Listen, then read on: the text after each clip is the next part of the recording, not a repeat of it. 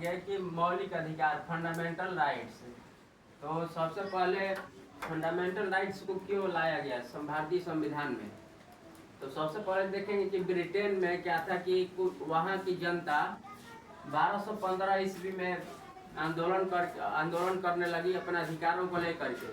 तो वहाँ के सम्राट के द्वारा 1215 ईस्वी में इसे घोषणा पत्र के रूप में जारी किया, जिसे भाग 3 में, भारत में मौलिक अधिकार भाग 3 में है, इसलिए इसे मैग्ना कार्टा के नाम से भी जाना जाता है।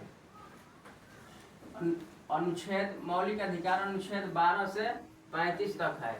और जब मूल संविधान में मौलिक अधिकार 7 थे, लेकिन अब वर्तमान में 6 ही है, क्योंकि 44वें संविधान संशोधन के द्वारा संपत्ति के अधिकार को हटा दिया गया और अनुच्छेद 300 ए में रखा गया है। तो अभी वर्तमान में कितने 6 मौलिक अधिकार है?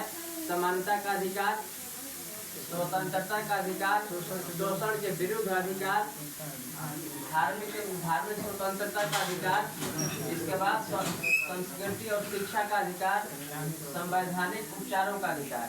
तो देखेंगे कि समानता का अधिकार अनुच्छेद 14 से 18 तक है। इसके बाद स्वतंत्रता का अधिकार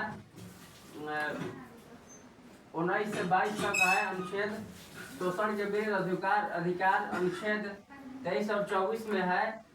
धार्मिक स्वतंत्रता का अधिकार अनुच्छेद 25 से 28 तक है। इसके बाद संस्कृति और शिक्षा का अधिकार 29 और 30 में है। संवैधानिक उपचारों का अधिकार अनुच्छेद 32 में है।